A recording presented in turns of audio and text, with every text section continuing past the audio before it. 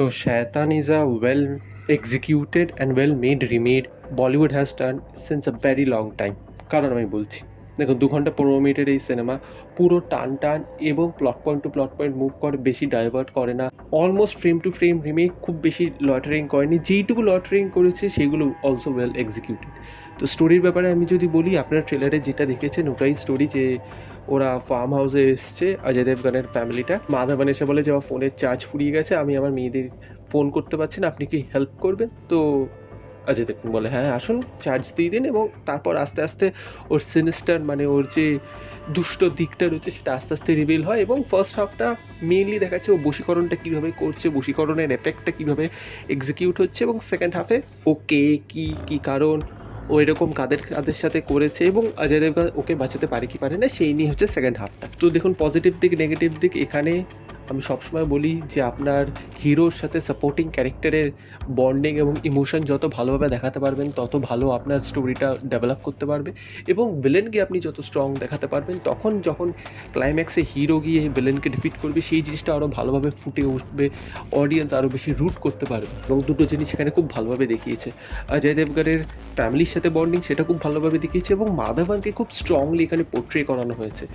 কাজে যখন ফাইনালি অজয় দেবগন ওকে হারাতে পারে, তখন এই জিনিসটা খুব ভালোভাবে অডিয়েন্সরা রুট করতে পারে। এবং এখানে কিছু মাসি মোমেন্টস, কিছু কমার্শিয়াল এলিমেন্টস অ্যাড করেছে, কিছু এক্সট্রা সিনস অ্যাড করেছে, ক্লাইম্যাক্সে ছোটো কিছু ফেরবদল করেছে, which are well executed and well placed.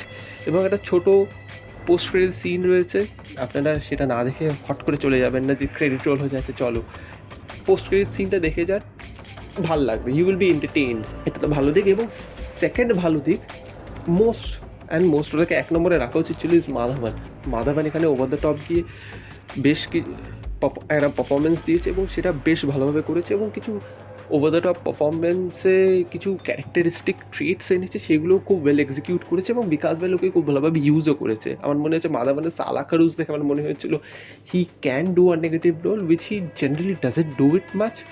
এখানে সেটা চান্স পেয়েছে এবং সে ফাটিয়ে করেছে। অজয় দেবগনও খুব ভালো ভালনারেবল দেখিয়েছে, যেখানে শক্ত হয়ে দেখানো দরকার সেখানে শক্ত দেখিয়েছে। জ্যোতিষ্কার রোলটা তেমনি কিছু মানে আহামরি ছিল না, but yeah it's well executed and well placed and she played it well. এবং বাসে যে মেয়েটার রোল করেছে সে এখানে অজয় দেবগনের রোলটা করেছে, কাজে those are also very well done. এবং এখানে যেই হরার এলিমেন্টটা রয়েছে, যেই অকাল এলিমেন্টটা রয়েছে, যে ব্ল্যাক ম্যাজিক জিনিসগুলো দেখিয়েছে সেগুলো খুব ভালোভাবে দেখিয়েছে।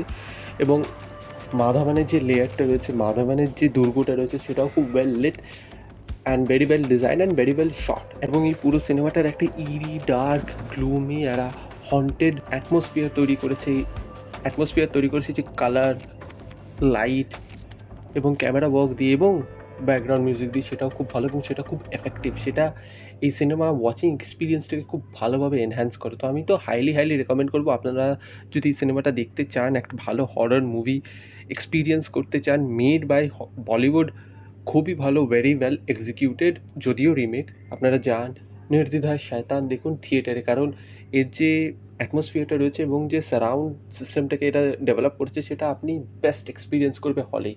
এবং কিছু কমার্শিয়াল এলিমেন্টসও রয়েছে, সেগুলো আপনারা এনজয় করবেন, এবং এটা সবাই দেখতে পারে, এমন কিছু অ্যাডাল্ট কিচ্ছু নেই।